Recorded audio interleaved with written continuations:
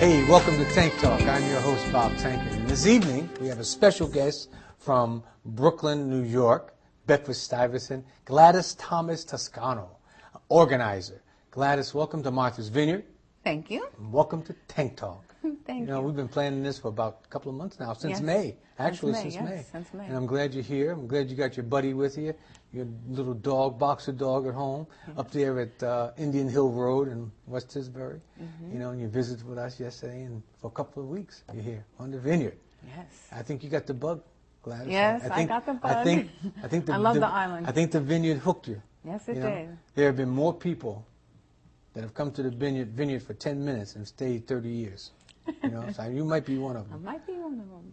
Gladys, it's always important to have the audience know a little bit about who you are, you know, other than what our conversation is going to be. So tell us about Gladys. Well, my name is Gladys Thomas Toscano. I'm a Brooklynite so far. I'm an organizer, professional organizer. I organize all kinds of people, individually, businesses, homes, offices, that kind of thing. And I'm very involved in my community in Stuyvesant Heights and Bedford-Stuyvesant, Brooklyn, New York.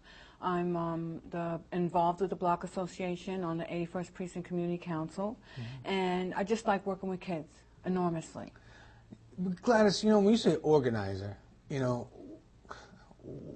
what do they do? What, you know, I know what organizing means, but what do they do, and how did you get involved in that? Well, an organizer is someone who arranges things in an orderly way. And a professional organizer is someone who arranges things in an orderly way for compensation, for payment. I started organizing about 15 years ago for a friend. It started helping a friend move. And this friend was something of a hoarder.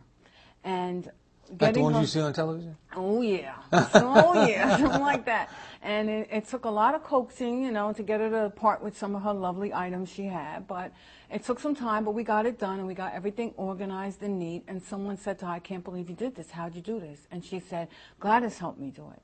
And then the idea occurred to me that this was a service that could help people. You know, because some people, everybody's not good at everything, Bob. Right. We all have our little niche. We all have our little thing that we can get done and do it well. Right. So it was something that's how it started, basically, helping people organize things. And then I realized that it was a skill, it was something that I could do, and I started offering the service to people. Did you have this skill? Did you recognize this skill in yourself while you were young? Or, you know, when you were growing up, you know, some people, when they're little, they seem to be organized. Everything's got to be in a certain, it's almost like they got this, you know, ADD or whatever they want to call OCD. it, OCD type of OCD, thing, you know. Did you have any of those tendencies, or did you, you know, how did this come up? You know, I was always neat as a kid. You know, I grew up with there's four of us, older brother and two younger sisters. I was always kind of the neat one and kept things together, helped mom, that kind of thing. But what really started the organizing was raising children.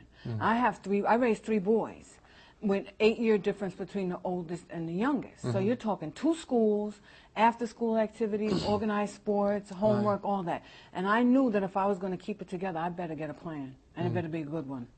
And that's what started it. Staying on top of everything, anticipating what was going on, a game plan. You know, the best defense is a good offense. So you better be prepared, and that's what started it. So what was the most, when you walked into a place at one point, and all of a sudden you saw what you were up against, what was one of the most outrageous or time-consuming organizing? Well, there's been a couple, but the one that I brought photos of today, some snapshots of before and after, was a home worker. You know, when I saw that on my computer a couple of days ago, I said to myself, I looked at the before and I said, wait a minute, this must be the wrong thing, because this doesn't look like a hoarder to me. This doesn't look like she needs. Yeah, they need organizing, but it looked like she had whoever it was had everything. He or she had everything under the sun in this small space, or this. It seemed small because it could have been a big place.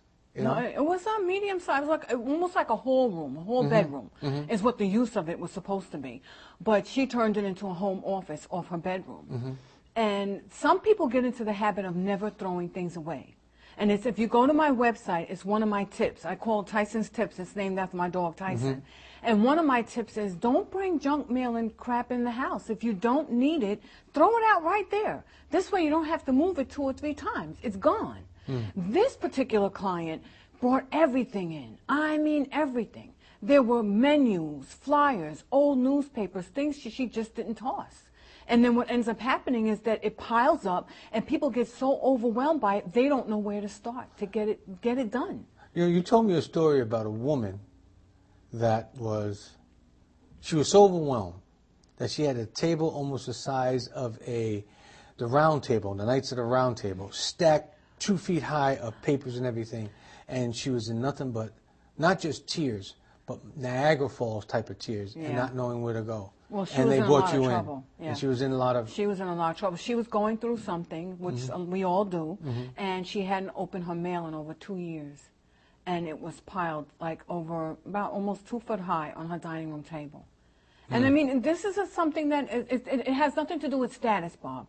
This particular woman was extremely wealthy, Central Park West address in New York, and I've had clients who have small 1-bedroom apartments. It has nothing to do with status or intelligence. It just has to do with not knowing or being unable to approach the right way to handle clutter and paper. And this was this woman's situation, whatever it was. Well, she was getting ready to be evicted. She was being sued for non-payment of all kinds of bills. And a friend of hers was an attorney, called me in and asked me if I could help. It took an entire weekend, from Friday morning to Sunday night, 9 o'clock, to get it all worked out and sorted. This is who she owes. This is what has to be paid. Call these people, fax this over, and it was done. Beautiful. And she must have hugged you for days. Yeah. You know, now, is that your permanent job or one of your, how do you call it, side jobs? Side jobs. Okay. I would call it. What's your permanent? I have worked for a violin maker that I organized or helped organize about 14 years ago. And he's a well-known violin maker in Brooklyn, Park Slope, Brooklyn, and I've worked for him for a while. I also worked for a contractor who I organized. And these are part-time jobs that, you know, keep me going, because up until now, haven't really advertised. All my organizing jobs have been word of mouth, because they were all referrals. Like one person will tell, that particular Central Park West client referred me to someone else. I spent the weekend out in Southampton organizing someone's home from that job. And, you know, that's how it takes off. And then I fit it into my schedule with my boys, because the flexibility I needed raising the 3 boys. Right. If you've raised children, you know you have to be ready to go when the need arises. And you got to be on your feet. So I needed these kind of jobs that would keep me flexible, open, able to keep it moving and get everything done. Now, do you find a lot of individuals that need this support? Organizing support? Yeah. Oh, yeah. A lot more than... And you find that people are embarrassed to even mention it? Yeah. Because you'll notice that, or you've probably encountered it before, where you'll go into someone's home and it may be really neat or not. And then when you get to the paperwork, it's sort of like behind something. Such as my wife didn't take you into the office when you came over today, right? She didn't take you into the office to see her desk, no, right? Mom, or my desk, right? No. Okay. No, she didn't. That door was closed, which is exactly my point. People will hide that, you know? And it's like it happens to everyone. I'm an organizer, and I get busy. If I'm like, May is our big month in the Block Association for all the things we do. May and June, I'm hopping. I'm moving all over the place because I'm coordinating so many different things, plus the 2 jobs, and any organizing clients who have an emergency, you know, and I'm on the go. So when things like that happen, my office can get out of control. And one of the techniques I teach people is you have to have time management and you have to have a schedule. That after you start doing it, it becomes second nature. That, okay, today's Monday. If most people know Mondays are the day you don't really want to, you just want to get through Monday, most people. So you say, okay, Monday I'll get through the day. Tuesday night I'm going to check this. Wednesday night I'll do this. And then it becomes subconscious to the point where you're just doing it. Somewhat robotically, it's instinctively. You're checking your mail once a week. You're throwing everything out. And now all of us recycle paper. So one of my tips is you just keep the recycling can right by where you get your mail. And the minute you don't want it, in it goes. These days, security issues are a factor. You rip it up. you know, and you just toss it. Don't take it in the house. Don't take it in the office. You don't need it. Get rid of it right there, and you'll find that that'll cut down on your paper a lot. Now, you also organized your block.